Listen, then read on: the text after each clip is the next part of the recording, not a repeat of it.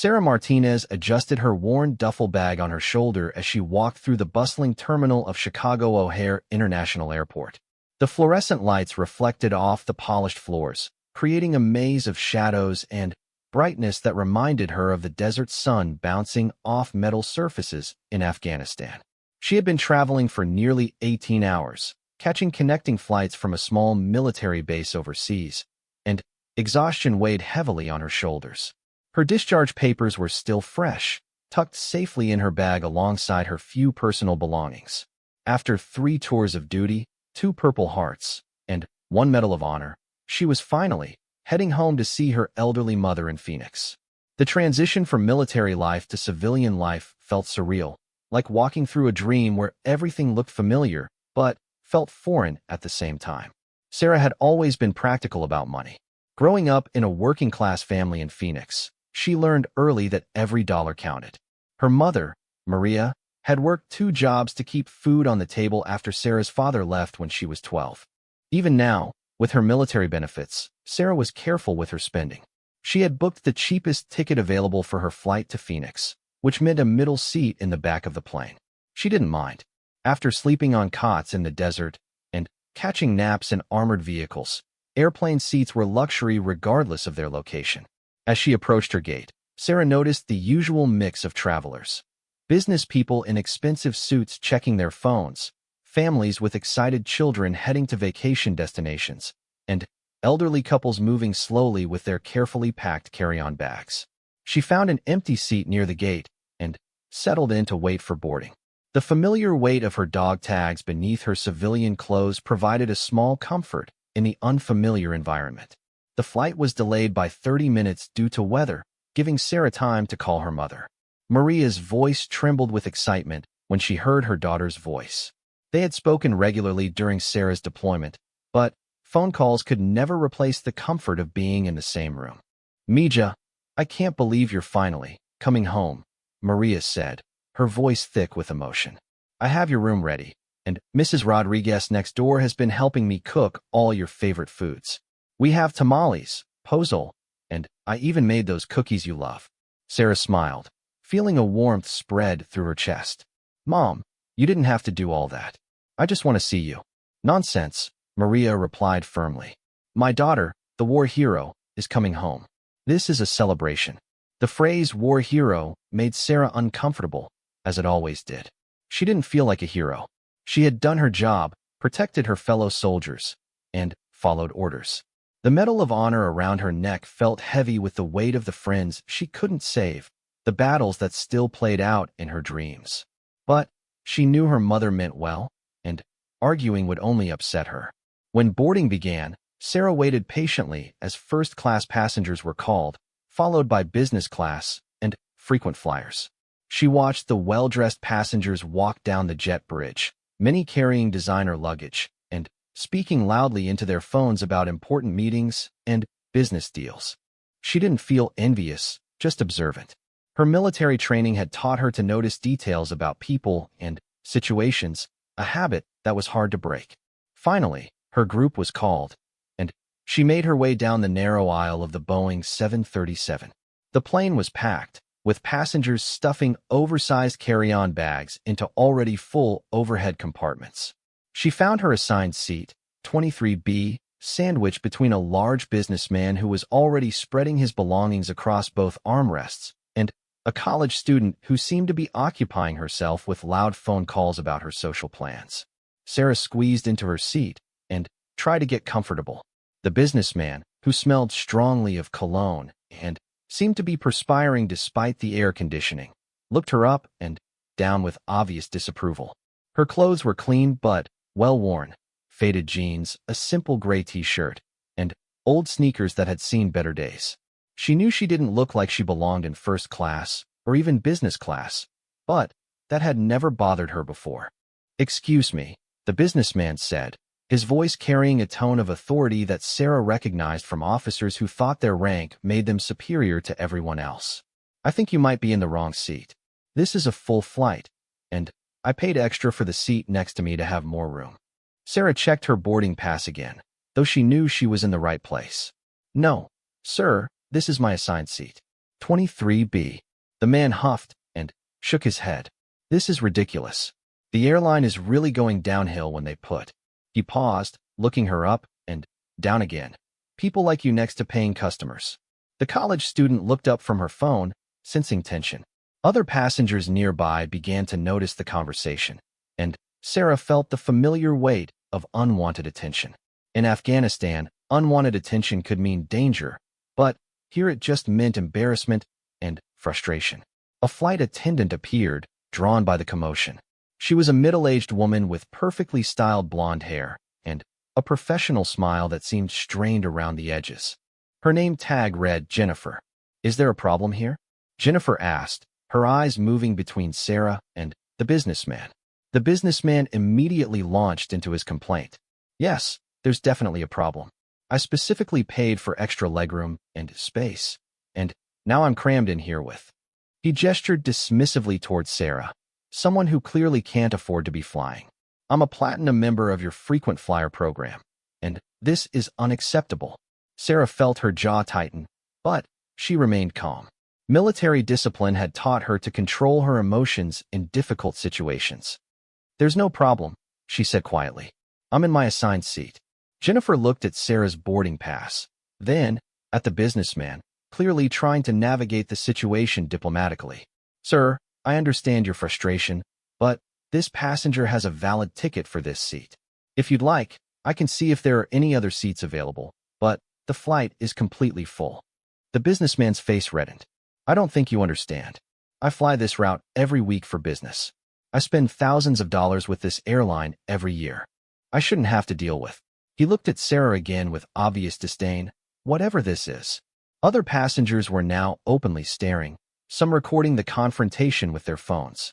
Sarah felt a familiar surge of anger, the same feeling she'd experienced when dealing with officers who thought their education or family background made them better than soldiers who had enlisted straight out of high school.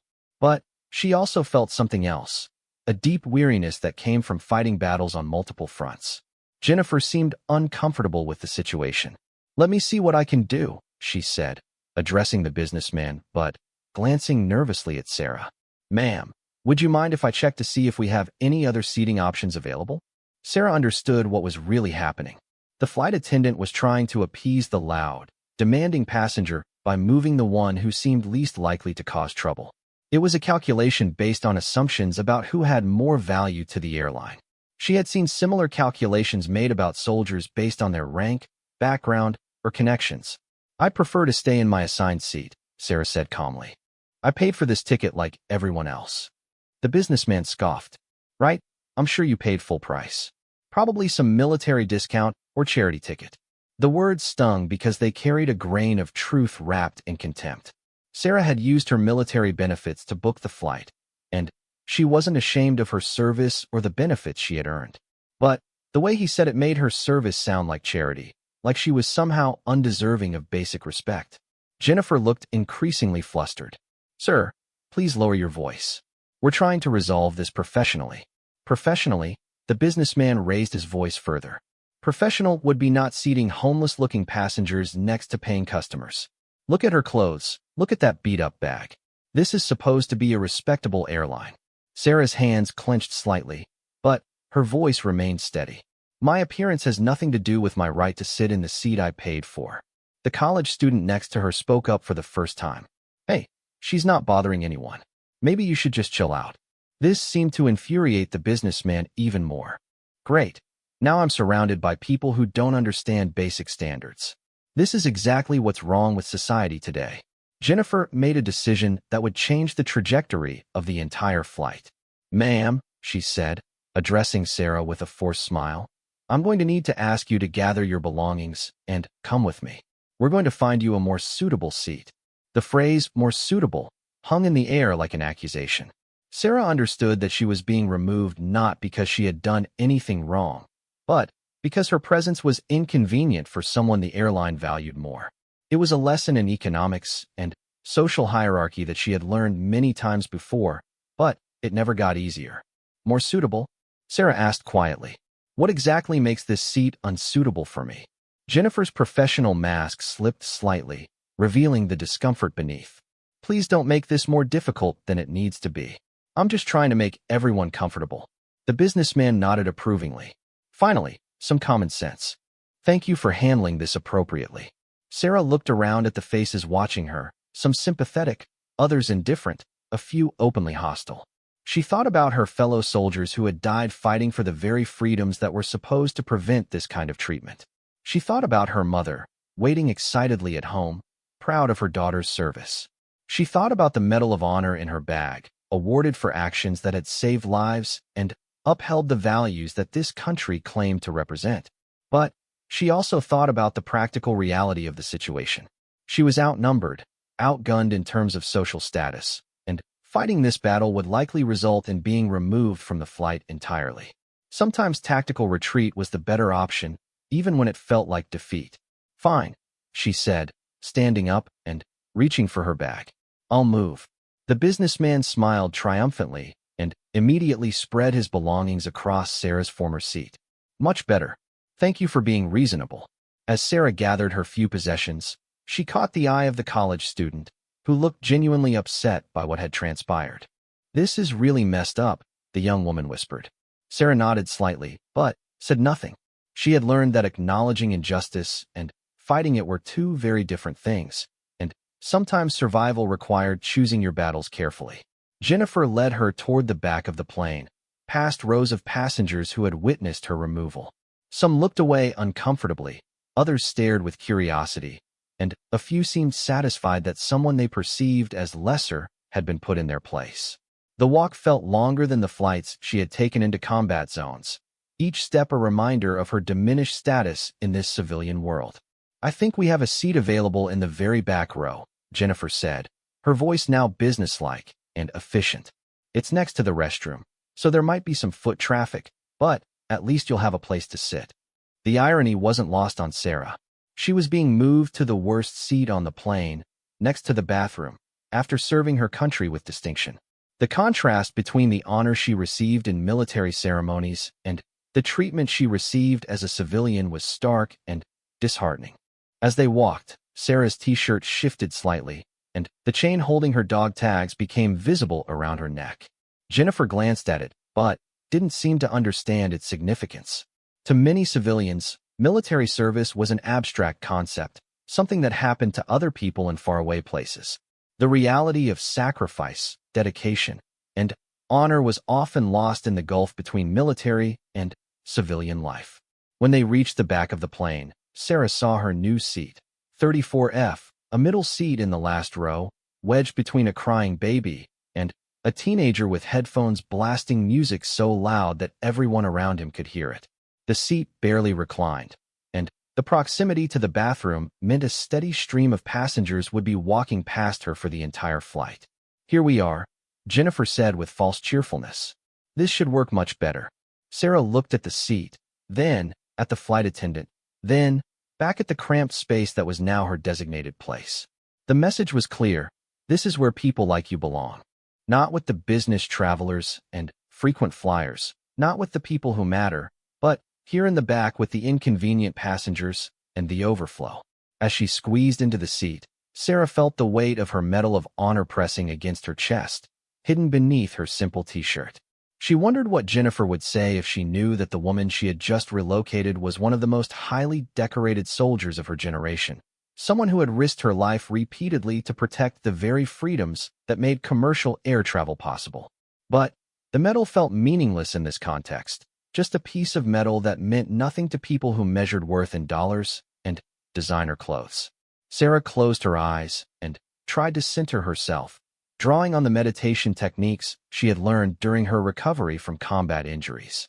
The flight to Phoenix would be long, but it was nothing compared to the challenges she had already survived. As the plane prepared for takeoff, Sarah reflected on the disconnect between the country she had served and the country she was coming home to. The ideals of equality and justice that she had fought for seemed distant and theoretical when confronted with the reality of everyday prejudice and class discrimination.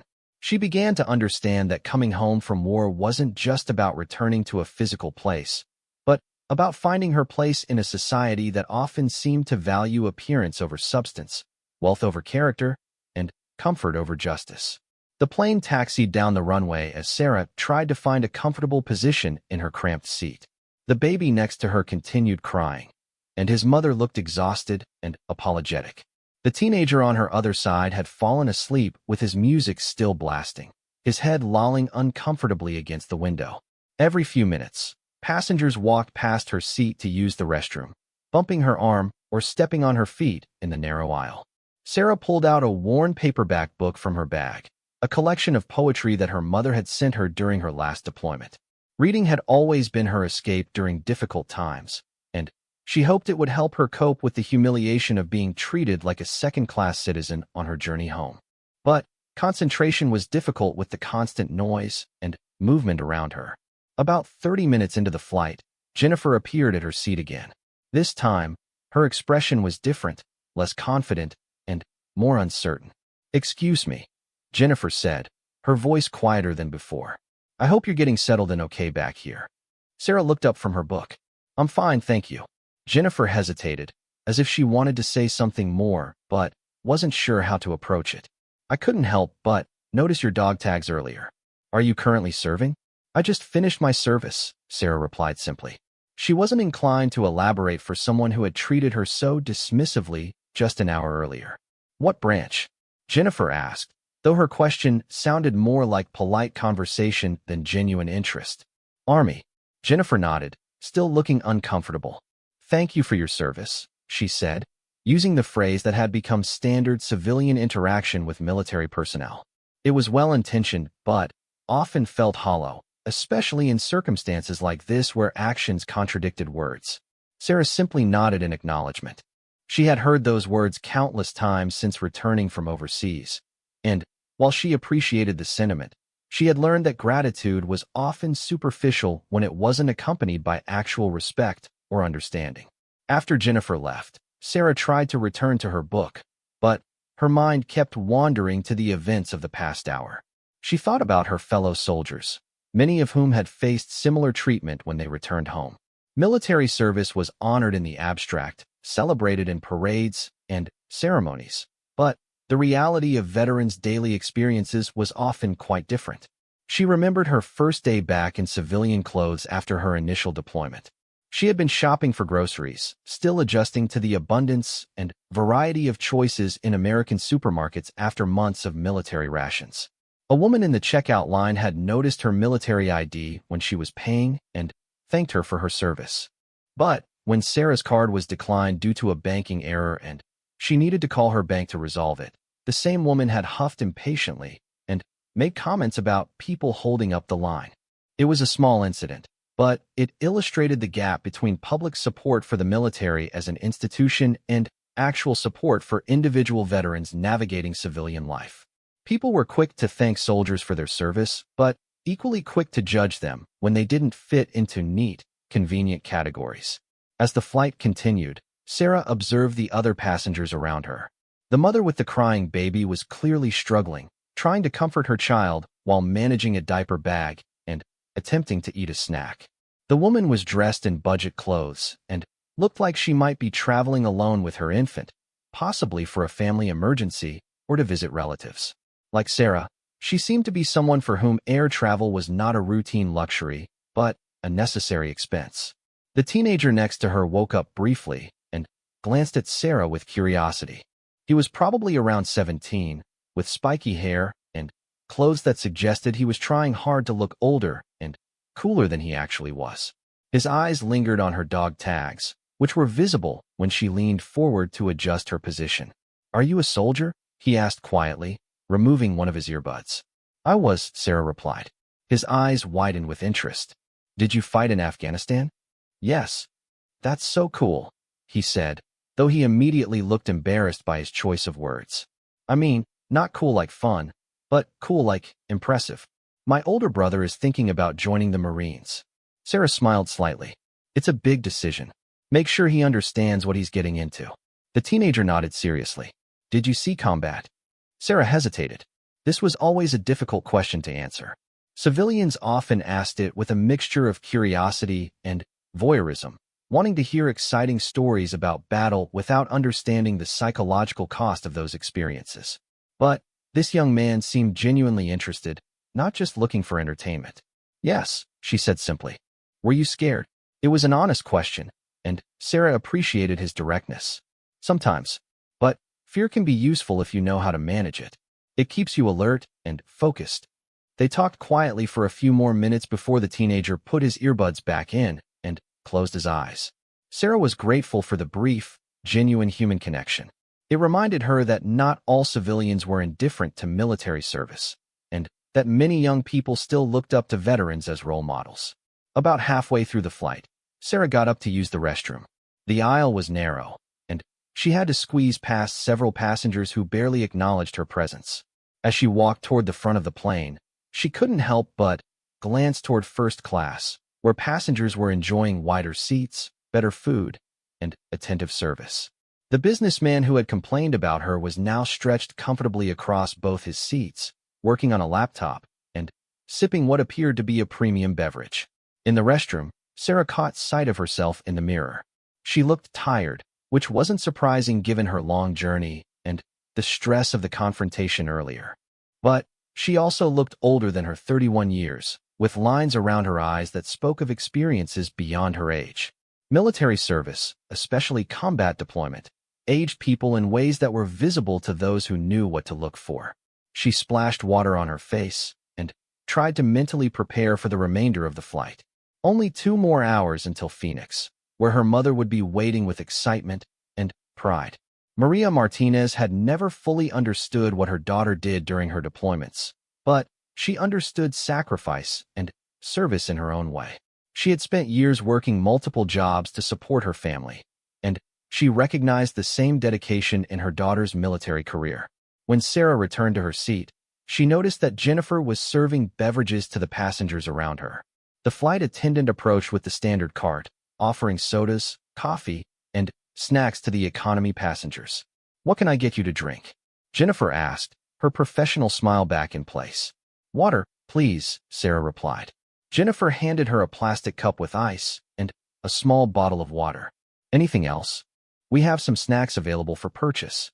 Sarah shook her head. She wasn't particularly hungry, and she was still conscious of her limited budget. Military pay was steady but not generous, and she was trying to save money for the transition period while she looked for civilian employment. As Jennifer moved on to the next passenger, Sarah noticed that the flight attendant's demeanor seemed slightly different than it had been earlier. There was something in her expression that suggested she might be reconsidering her earlier actions, though she hadn't said anything directly. Sarah opened her book again and tried to focus on the poetry. The words on the page reminded her of quiet moments during her deployment, brief respites between missions when she could find a few minutes of peace to read and reflect. Poetry had become important to her during those times, providing a connection to beauty and meaning in an environment that often seemed devoid of both. One of her favorite poems was about homecoming, written by a veteran of an earlier war. The poet wrote about the disconnect between the battlefield and home, the difficulty of transitioning from a world where life and death decisions were made daily to a world where the biggest concerns seemed trivial by comparison. Sarah had memorized several lines that particularly resonated with her. "The hardest battle is the one after the war, when the enemy is silence, and the weapons are words unspoken." She understood those lines deeply. Combat had been terrifying and traumatic, but it had also been straightforward in many ways. The rules were clear, the mission was defined, and your comrades were committed to the same goals. Civilian life was more complex, full of subtle social dynamics, and unwritten rules that were hard to navigate after years of military structure. As she read, Sarah became aware of a commotion several rows ahead of her. A passenger was speaking loudly to Jennifer, though she couldn't make out the words from her position at the back of the plane. The voices grew more animated, and other passengers began to turn their heads to see what was happening. From her limited vantage point, Sarah could see that the disturbance involved the same businessman who had caused her removal from her original seat.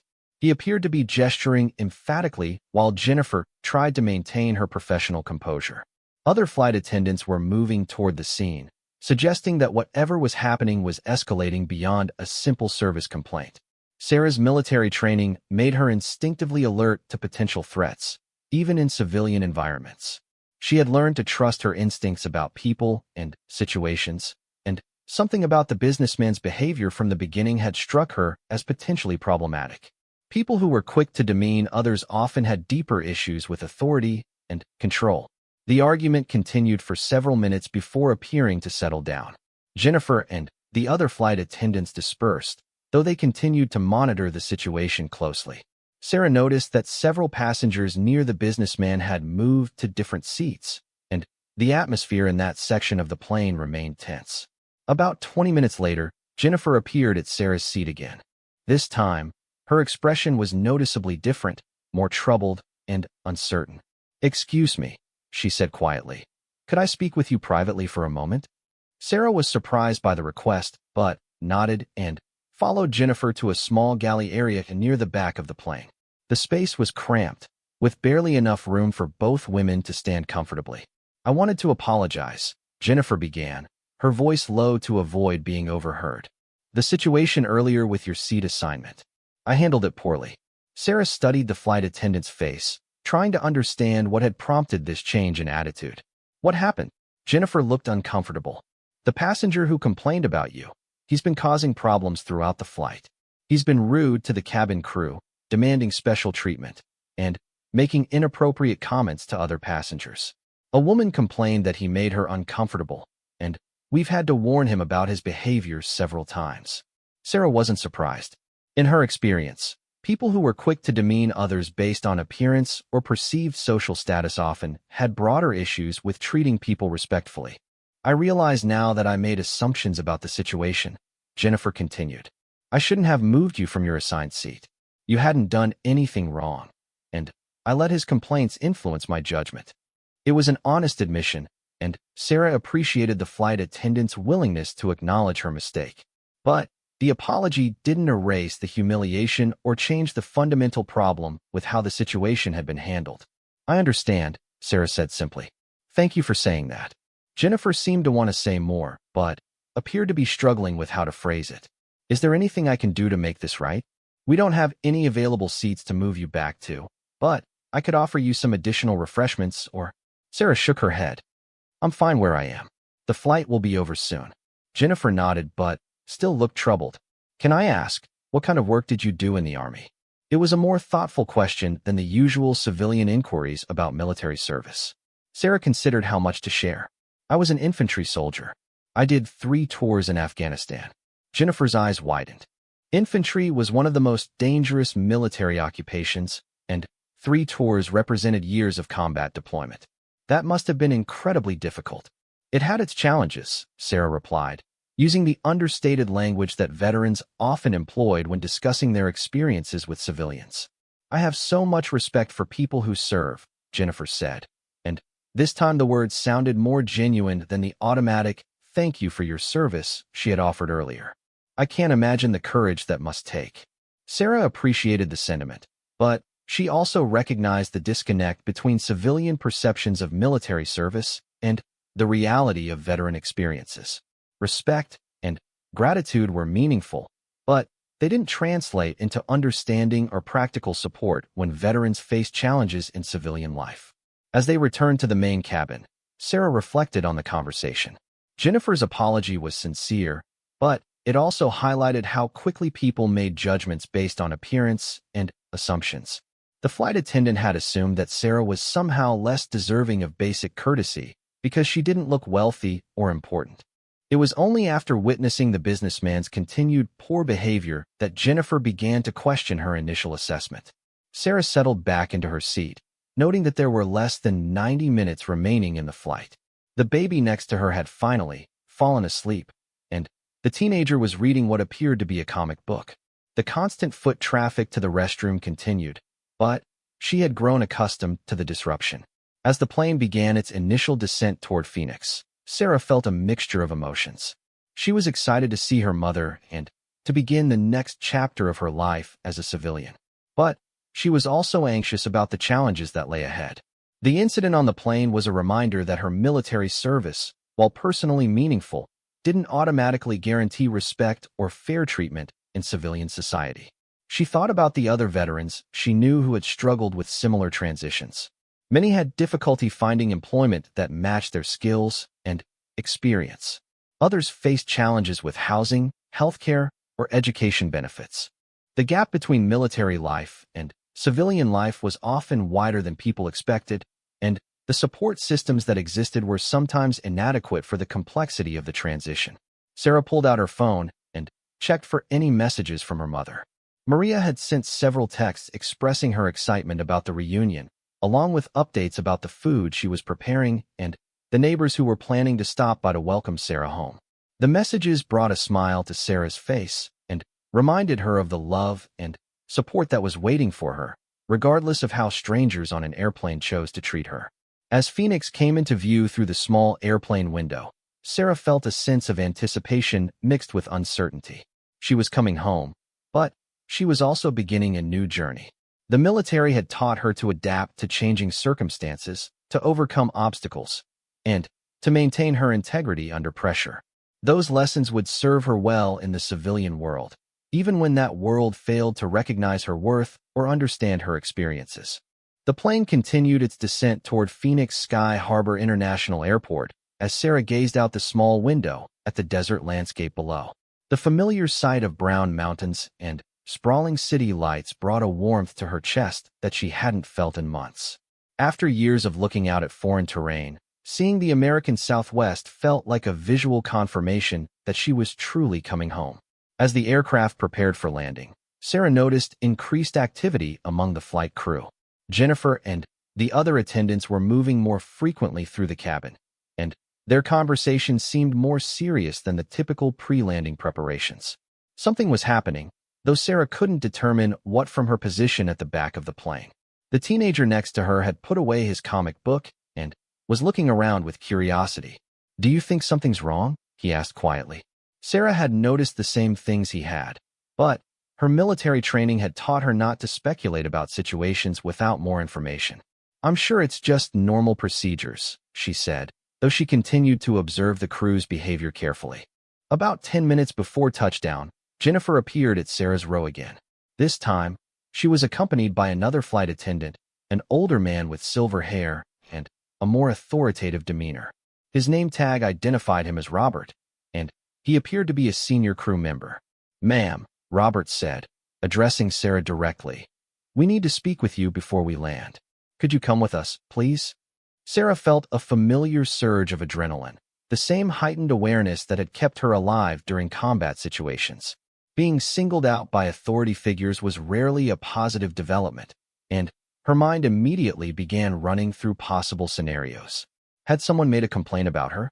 Was there some issue with her travel documents or military identification? She followed the two flight attendants to the galley area where she had spoken with Jennifer earlier. Robert's expression was serious, but not hostile, which provided some reassurance. Jennifer looked nervous, fidgeting with her uniform and avoiding eye contact. "I need to ask you about your military service," Robert began. "Jennifer mentioned that you served in Afghanistan. Can you tell me more about that?" Sarah remained cautious. "I served 3 tours with the Army. I was discharged recently. Is there a problem?" Robert and Jennifer exchanged glances before Robert continued. "We've had an ongoing situation with a passenger in first class. The gentleman who complained about your seating earlier has become increasingly disruptive. He's made several inappropriate comments to passengers and crew members, and we're considering whether to report the incident to airport security." Sarah wasn't sure why they were telling her this or what it had to do with her military service. "I see. The thing is," Jennifer interjected, "some of his comments were specifically about military personnel. He made some very disrespectful remarks about veterans and their place in society. Other passengers overheard and were offended on your behalf." Robert nodded grimly. "We take these matters seriously, especially when they involve discriminatory language or harassment. Jennifer told me about your service record, and we wanted to ask if you would be willing to provide a statement about the initial incident." Sarah considered the request carefully. Part of her wanted to put the entire experience behind her and focus on her reunion with her mother.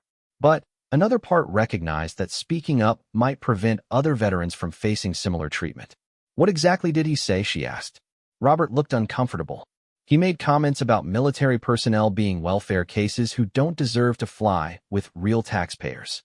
He suggested that veterans who use their service benefits are essentially taking handouts and should be grateful for whatever accommodations they receive.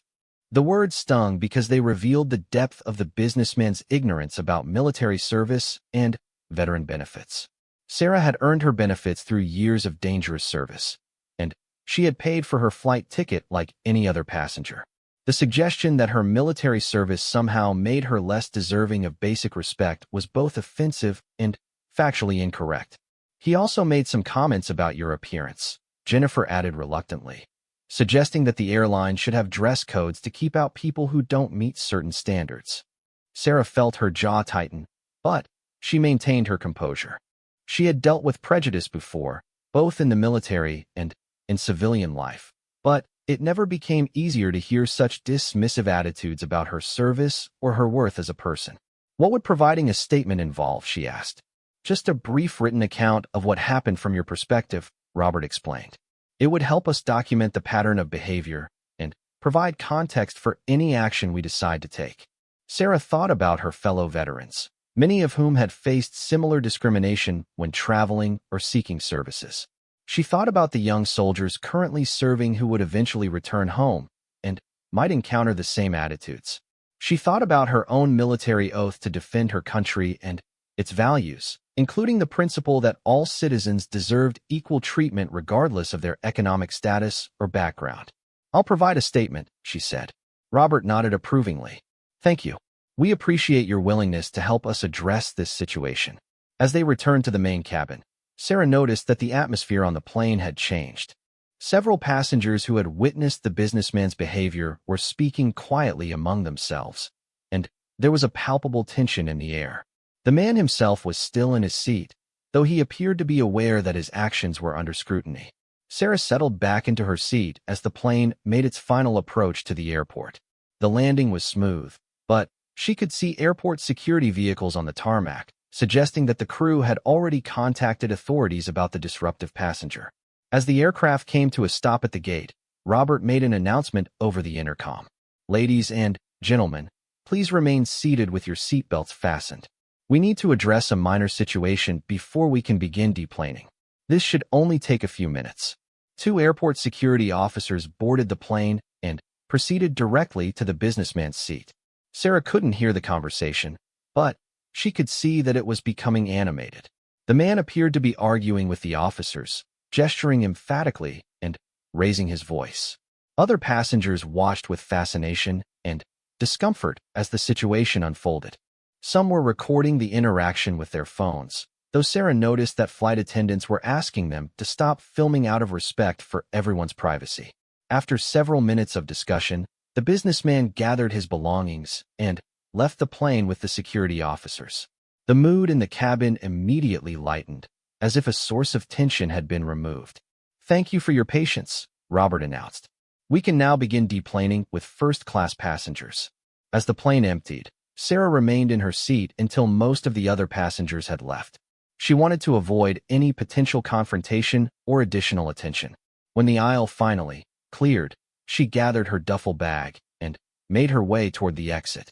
Jennifer was waiting near the door as Sarah approached. Thank you again for your willingness to help, she said quietly. I know this wasn't how you wanted to spend your homecoming flight. Sarah paused at the aircraft door. Can I ask you something? Jennifer nodded. When you decided to move me from my original seat, what were you thinking? Jennifer looked uncomfortable, but maintained eye contact.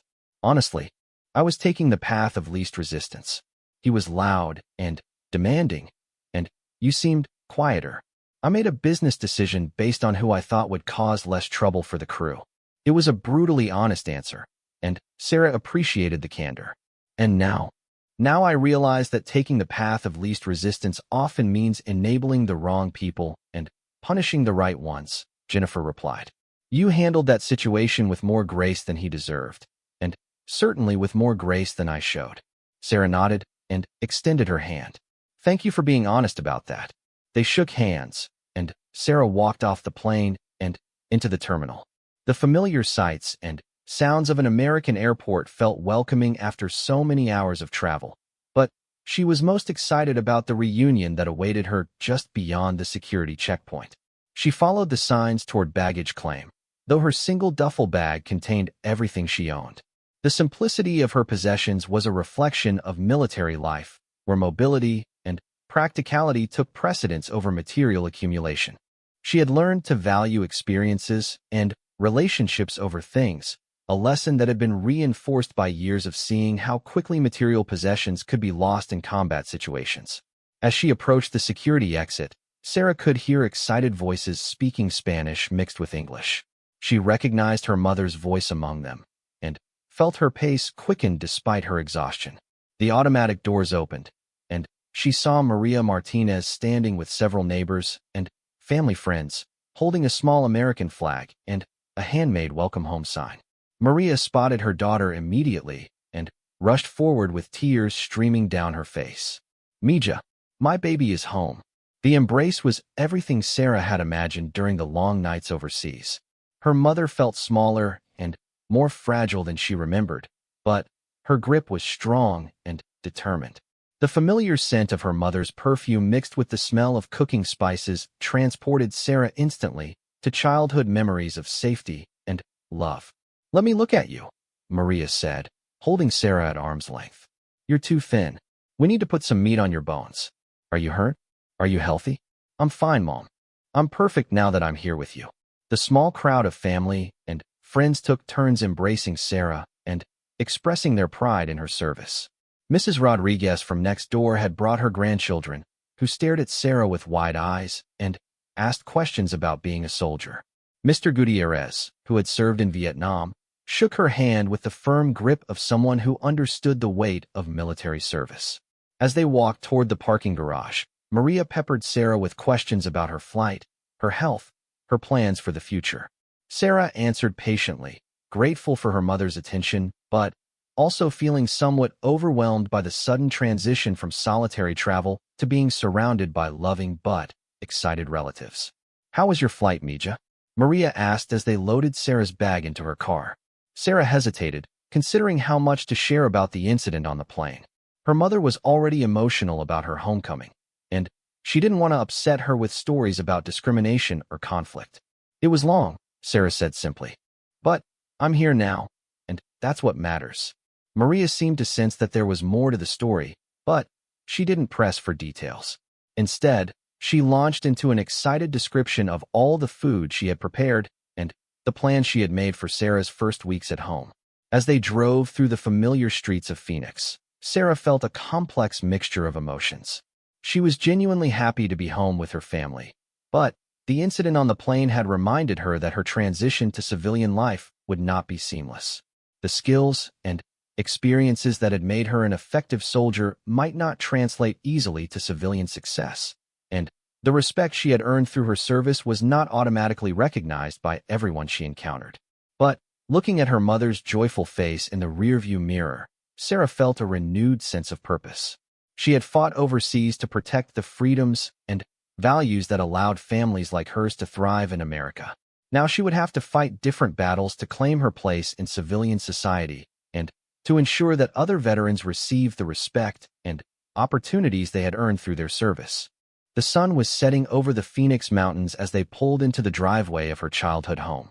The house looked smaller than she remembered, but it was exactly as she had pictured it during the lonely nights overseas. Her mother had hung yellow ribbons on the front porch and placed American flags in the small front yard. "Welcome home, mi soldado," Maria said softly as they sat in the car for a moment, both reluctant to end this perfect moment of reunion. Sarah smiled and squeezed her mother's hand. "It's good to be home, Mom. It's really good to be home." As they walked toward the front door, Sarah could smell the familiar aromas of her mother's cooking drifting through the air. The porch light cast a warm glow that seemed to embrace her as she approached the threshold of her childhood home. Despite the challenges she knew lay ahead, this moment felt like a victory, a successful completion of the longest and most difficult mission of her military career. She was home, surrounded by love and acceptance, ready to begin the next chapter of her life as a civilian and as a daughter. The incident on the plane was behind her, but the lessons it had taught her about civilian society and Her place in it would stay with her as she navigated the transition ahead. 3 weeks after her arrival in Phoenix, Sarah was sitting at her mother's kitchen table with a cup of coffee and a laptop, searching for employment opportunities.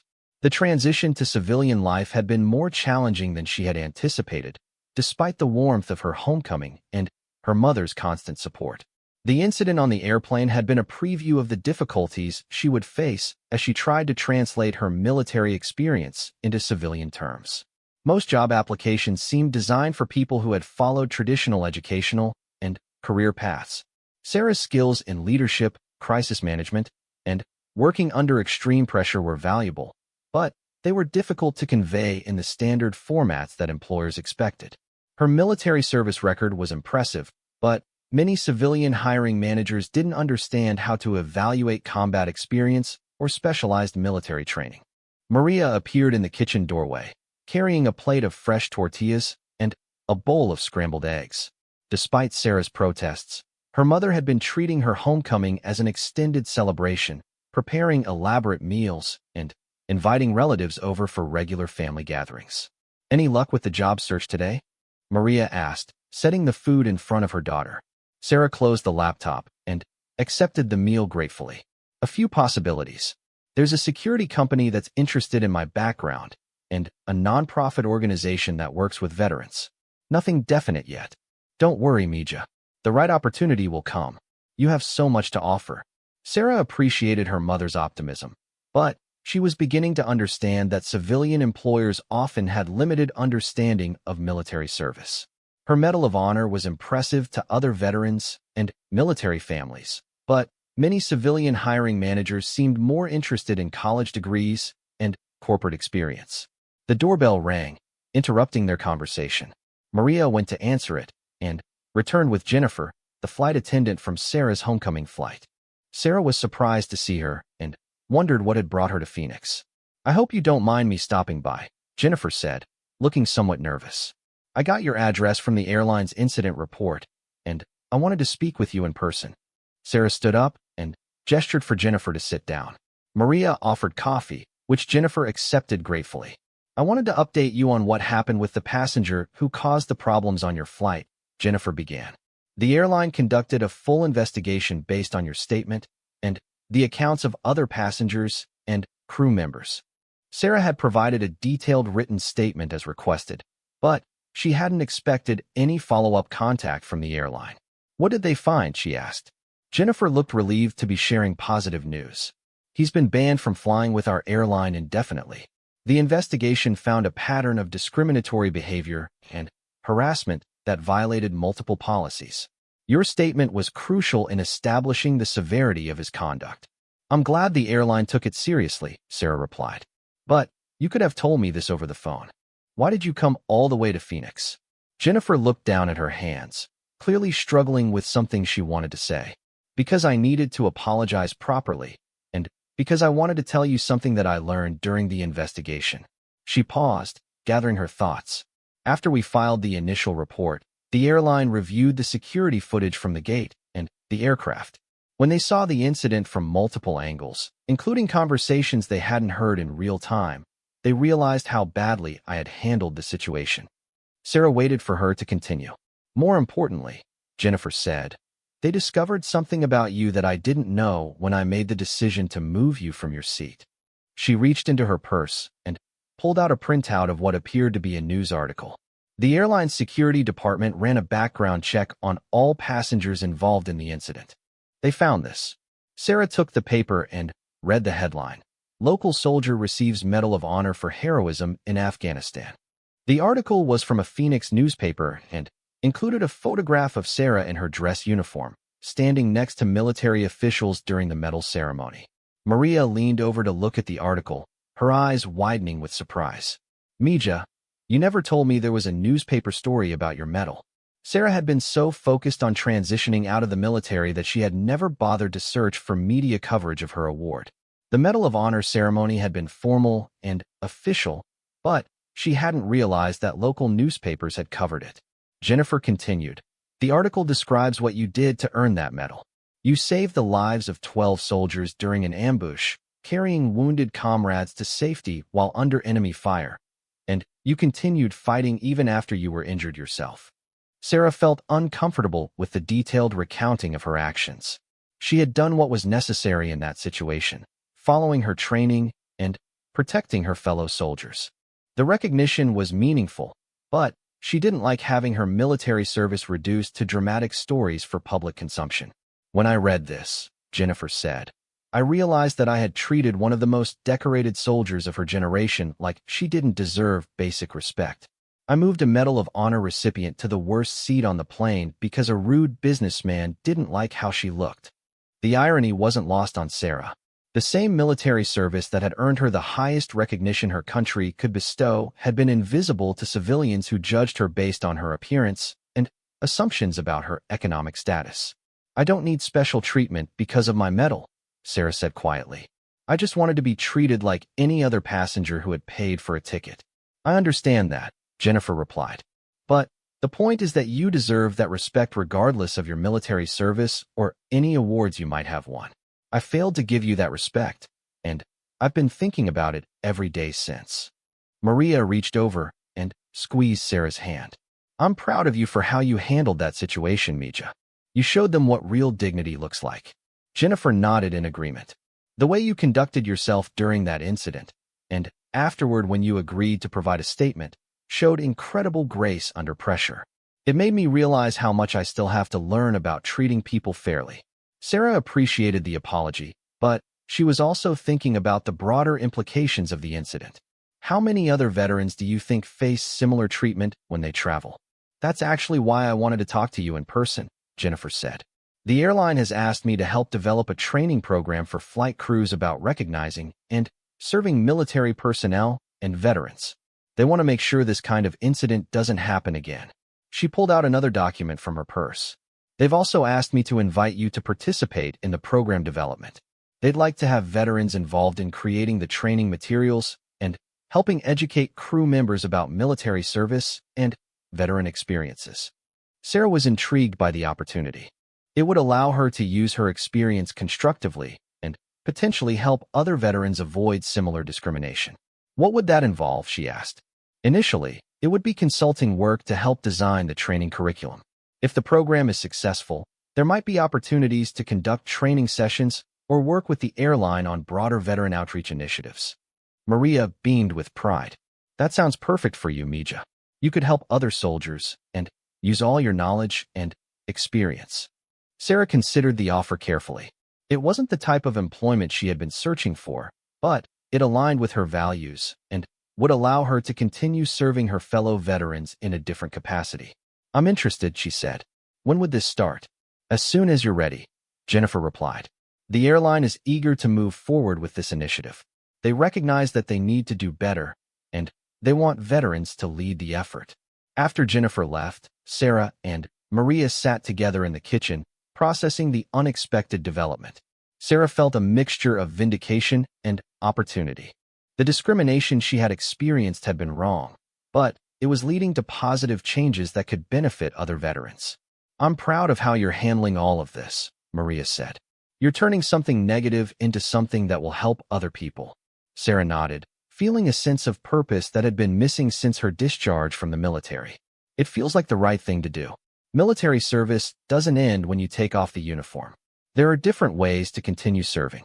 Over the next few weeks, Sarah threw herself into the project of developing veteran awareness training for airline personnel. She interviewed dozens of veterans about their travel experiences, compiled data on discrimination incidents, and worked with airline executives to create policies that would better serve military personnel and their families. The work was challenging but rewarding. Sarah discovered that she had a talent for translating military experiences into language that civilians could understand and act upon. Her communication skills, developed through years of military briefings and training, proved valuable in the corporate environment. During one of her meetings with airline executives, Sarah learned that her incident had prompted a company-wide review of customer service policies.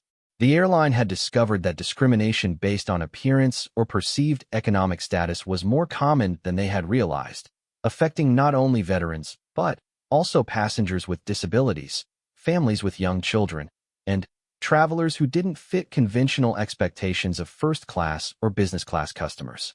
Your experience opened our eyes to systemic problems in how we train our staff and evaluate passenger complaints, the head of customer relations told her. We're implementing changes that go beyond military awareness to address broader issues of bias and discrimination. Sarah was gratified to learn that the impact of speaking up extended beyond veteran issues to benefit other vulnerable travelers. It reinforced her belief that standing up to injustice, even when it was personally uncomfortable, could create positive changes that benefited entire communities. 6 months after her homecoming flight, Sarah was invited to speak at a major aviation industry conference about veteran travel experiences and best practices for serving military families. She stood at the podium in a hotel ballroom filled with airline executives, flight crew supervisors, and customer service managers from around the country. 6 months ago, she began, I was moved from my assigned seat on an airplane because another passenger complained about my appearance.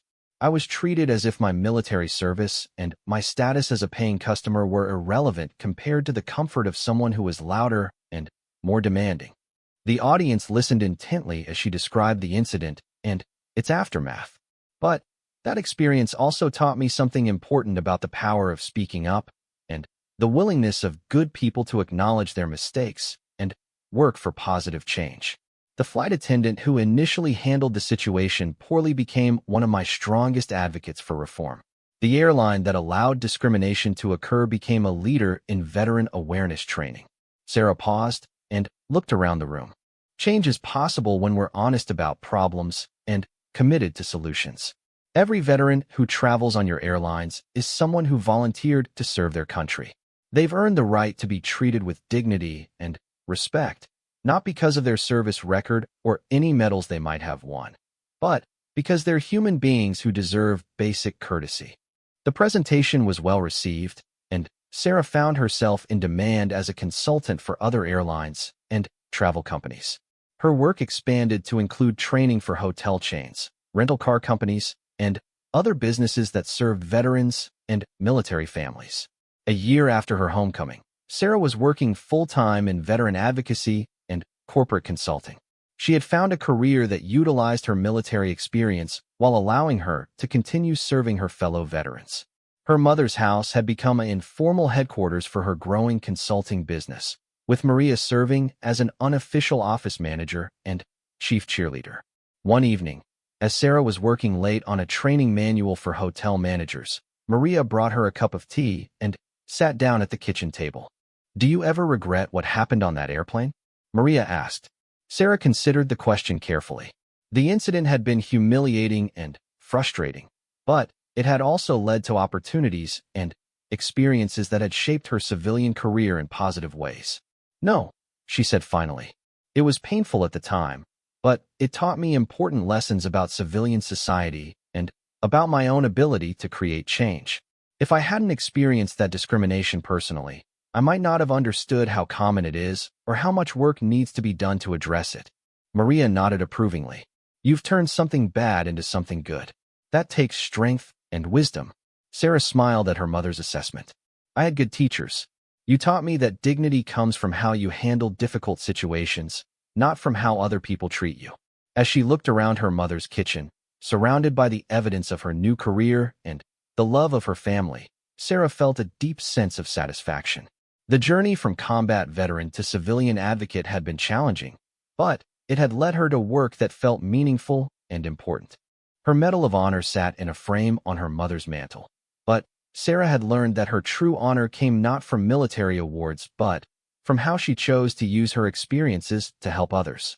The incident on the airplane that had seemed like an ending had actually been a beginning, the start of a new mission that was every bit as important as the one she had undertaken in uniform. The phone rang, interrupting her thoughts. It was Jennifer, calling with news about the latest implementation of veteran awareness training at airports across the country.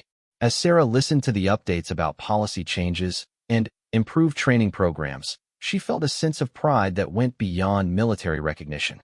She was making a difference in the lives of veterans and their families, one training session and one policy change at a time.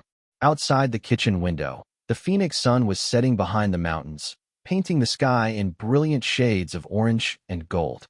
It was the same view Sarah had seen as a child, but now it represented not just home, but the foundation for a new life dedicated to service in a different uniform and on a different battlefield. The mission continued, transformed but not abandoned, adapted to new challenges but guided by the same values that had carried her through combat and brought her safely home.